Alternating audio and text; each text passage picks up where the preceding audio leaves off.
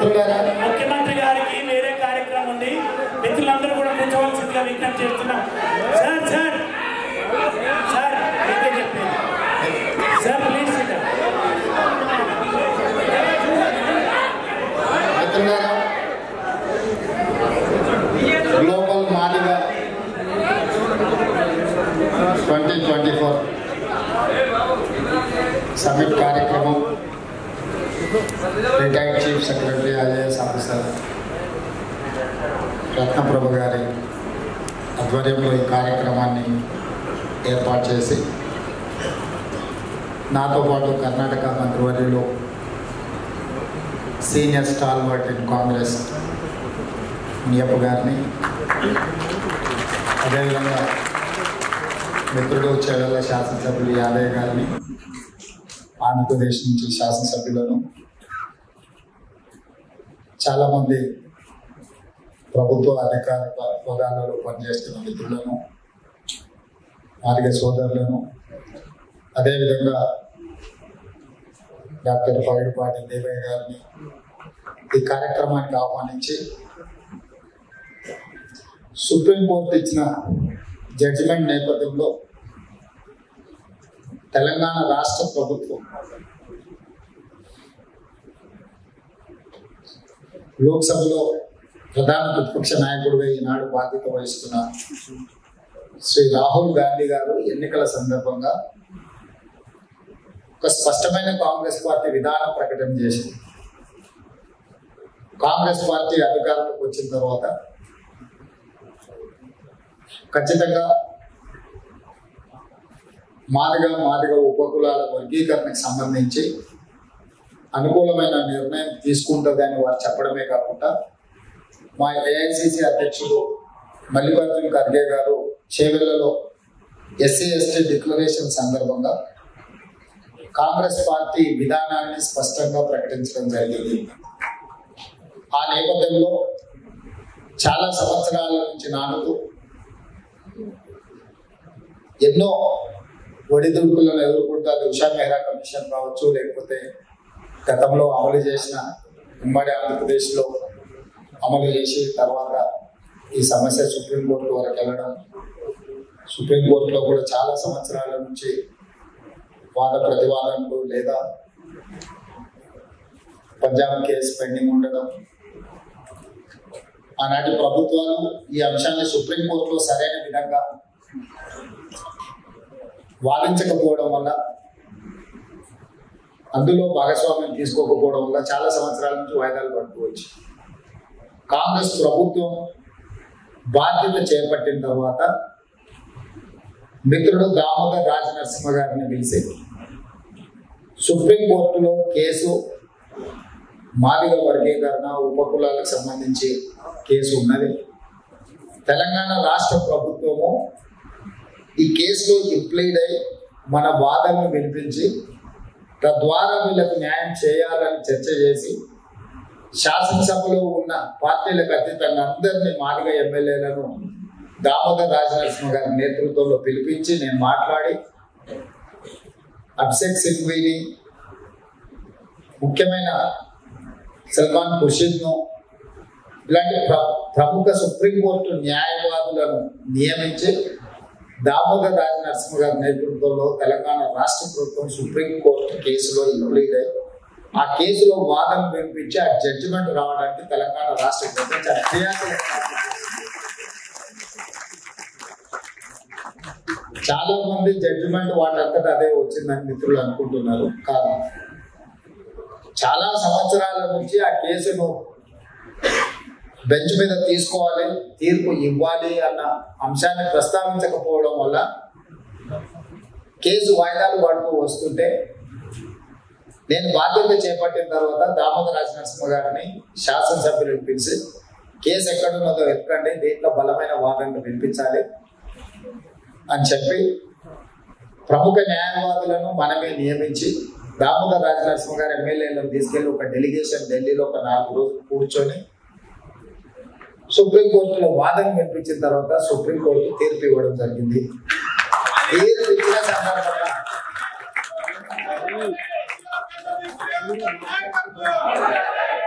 తీర్పిచ్చిన సందర్భంగా శాసనసభ జరుగుతూ ఉండే నాకు అధికారులు సుప్రీంకోర్టులో అనుకూలమైన తీర్పు వచ్చిందని చిట్టి పంపిస్తే అక్కడికక్కడే శాసనసభలో స్పష్టంగా సుప్రీంకోర్టు ఇచ్చిన తీర్పును తూచా తప్పకుండా తెలంగాణ రాష్ట్ర ప్రభుత్వం అమలు చేస్తుందని శాసనసభ వేదిక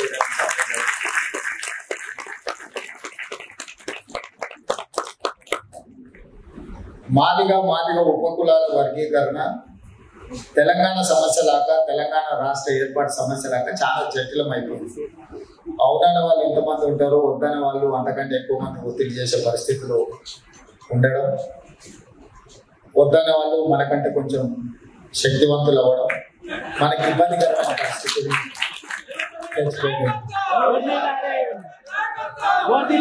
ప్రజల ఆకాంక్ష ముందు కొన్నిసార్లు ప్రభుత్వాలు కూడా ప్రజల ఆకాంక్ష మేరకు నిర్ణయం తీసుకోవాల్సిన పరిస్థితులు ఉంటాయి. అందులో భాగంగానే తెలంగాణ రాష్ట్ర ఏర్పాటు ప్రక్రియ.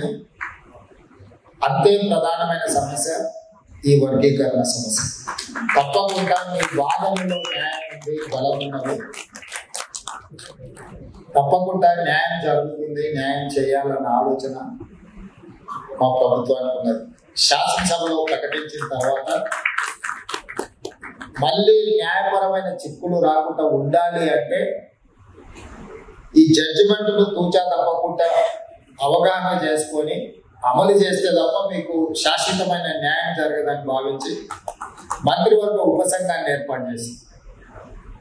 మంత్రివర్గ ఉపసంఘానికి సీనియర్ మంత్రివర్యులు పిసిసి అధ్యక్షుడిగా 7.5 సంవత్సరాలు చేసిన ఉత్తమ్ కుమార్ రెడ్డి గారి నేతృత్వంలో దామోదర్ రాజనరసింహ గారిని, దుద్దిల్ల శ్రీధర్ బాబు గారిని, పొన్నం ప్రభాకర్ గారిని, సీతక్క. ఎందుకంటే ఇది ఒక్క మాదిగలకు సంబంధించిన అంశం కాదు, ఇది సమాజానికి సంబంధించిన అంశం కాబట్టి డాక్టర్ మల్లు రవి గారిని కూడా ఇందులో చేర్చి అందరి పర్యవేక్షణలో మంత్రివర్గ ఉపసంఘం స్పిరిట్ ఆఫ్ ద జడ్జిమెంట్ వీటన్నిటినీ సరైన విధంగా అవగాహన చేసుకొని నివేదిక ఇవ్వాలని వాళ్ళకు కూడా టైం బాండ్ కార్యక్రమం ఇచ్చి వారి నుంచి suggestion judicial commission, 1 man commission వేస్తే బాగుంటుంది అని వారు సూచన చేయడం. ఎందుకంటే ఇది కంప్లీట్గా legal matters and complicated issues ఉన్నాయి. దీని ఇంకా లీగల్ టర్మినాలజీని కూడా పూర్తి స్థాయిలో అర్థం చేసుకోవాలంటే తక్షణమే షబీబ్ అఖ్తర్ అనే హైకోర్టు రిటైర్డ్ జడ్జి వేసి 60 days ఆయన ఫైనల్ రిపోర్ట్ సబ్మిట్ చేసిన టైం ఫ్రేమ్లో జ్యుడిషియల్ కమిషన్ కూడా అపాయింట్ చేసి నివేదిక ఏమన్నది నెక్స్ట్ few days కంప్లీట్ అవ్వబోతుంది. సో నాకు తెలిసి ఈ రోజు రేపటికి 60 రోజులు పూర్తి అవుతుందని అనుకుంటున్నా. సో తప్పకుండా ఒక వారం రోజులు ఇటు అటుగైనా ఆ నివేదిక తీసుకొని ఆ నివేదిక ఆధారంగా నేను ఎందుకు ఇన్ని రకాల జాగ్రత్తలు తీసుకుంటున్నా అంటే దీన్ని మళ్ళీ మొదలు పెట్టినాక ఇంకెవరో వెళ్ళి అమలు చేసే విధానంలో లోపం ఉంది, మళ్ళీ కోర్టుకు వెళ్ళి మళ్ళీ ఏదైనా ఆర్డర్ అడ్డం పట్టుకొచ్చిందంటే మళ్ళీ శాశ్వతంగా మీరు మళ్ళీ కొన్ని దశాబ్దాలు మళ్ళీ కోర్టుల చుట్టూ తిరగాల్సిన పరిస్థితి ఉంటుంది. అందుకోసమే ఈ ప్రాసెస్ని చాలా పద్ధతి ప్రకారం చేయాలనే ఒక ఆలోచనతోటి దీంట్లో ముందు కొనసాగుతుంది. అదేవిధంగా తెలంగాణలో ఈ మధ్యకాలంలో ప్రభుత్వంలో మేము తీసుకున్న నిర్ణయాలు మరి మీ దృష్టికి వచ్చి ఉంటాయని నేను అనుకుంటున్నా. సీఎం పేషీలో అధికారులు ఉండాలి, దళిత అధికారులు ఉండాలి, అందులో మాదిగలు ఉండాలని డాక్టర్ సంగీత గారు పేషీలో.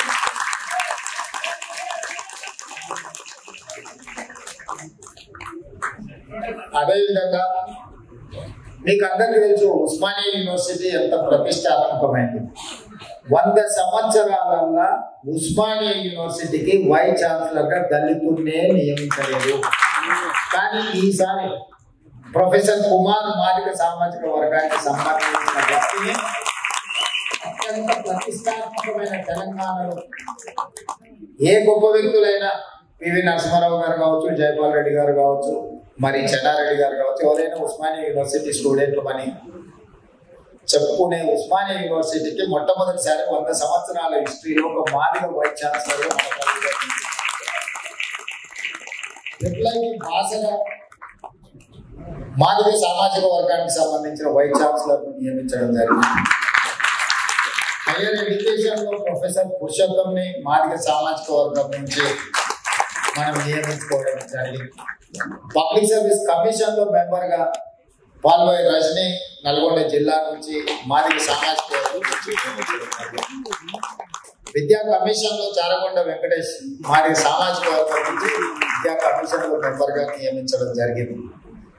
ఏ అవకాశం వచ్చినా రాజకీయపరమైన లేకపోతే అధికారులకు సంబంధించిన నియామకాలు ఈ ప్రభుత్వం ఏది చేపట్టినా మాదిగ సామాజిక వర్గం అడగకుండానే వాళ్ళకి కావాల్సిన దానికంటే ఇంకొక ముద్ద ఎక్కువ పెట్టడానికి మా ప్రభుత్వం ప్రయత్నం చేస్తుంది. అన్నిటికంటే ముఖ్యంగా ఈ మధ్యకాలంలో నేను ఎక్కడికి వెళ్ళినా యంగ్ ఇండియా స్కిల్స్ యూనివర్సిటీ గురించి పదే మీ ముందు నేను ప్రస్తావిస్తుంటా. అత్యంత ప్రతిష్టాత్మకంగా ప్రైవేట్ కార్పొరేట్ యూనివర్సిటీస్ తో కాంపిటీట్ చేసే విధంగా లైక్ స్టాన్ఫర్డ్ లాంటి ఒక గొప్ప యూనివర్సిటీని ఇవ్వాలని ఆ యూనివర్సిటీని PPP model public private partnership model మనం స్టార్ట్ చేసాం.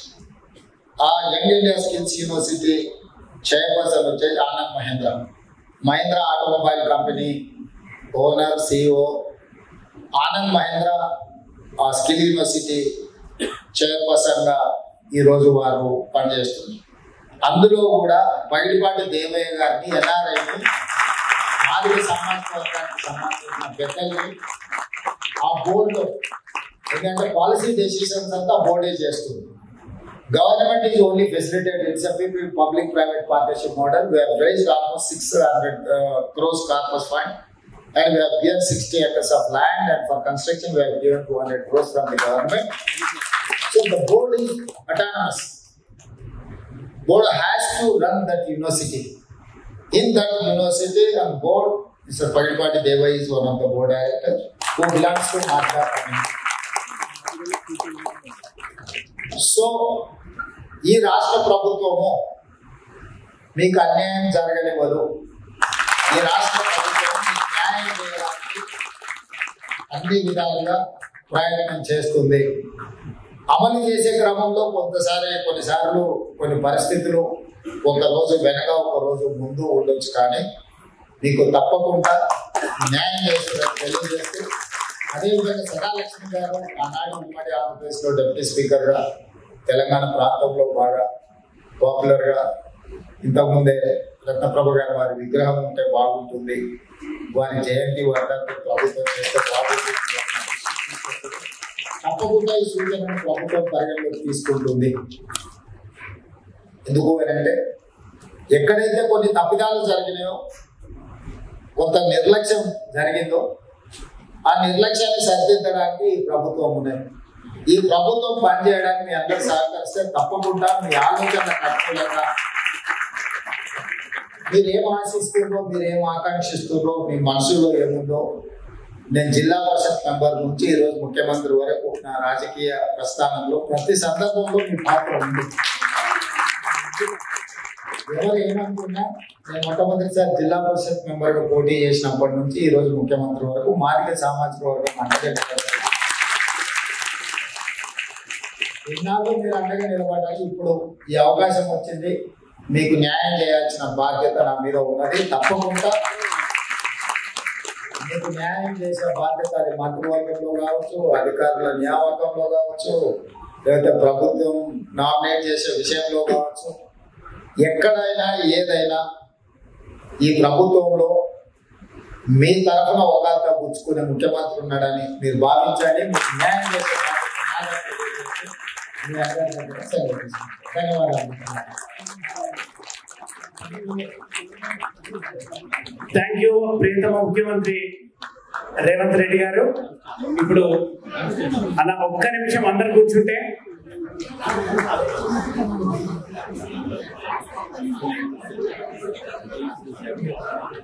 ప్రతాప్ గారు, ఈవెంట్ ప్రెసిడెంట్ గారు వారు ఓట్ ఆఫ్ థ్యాంక్స్ చెప్తారు.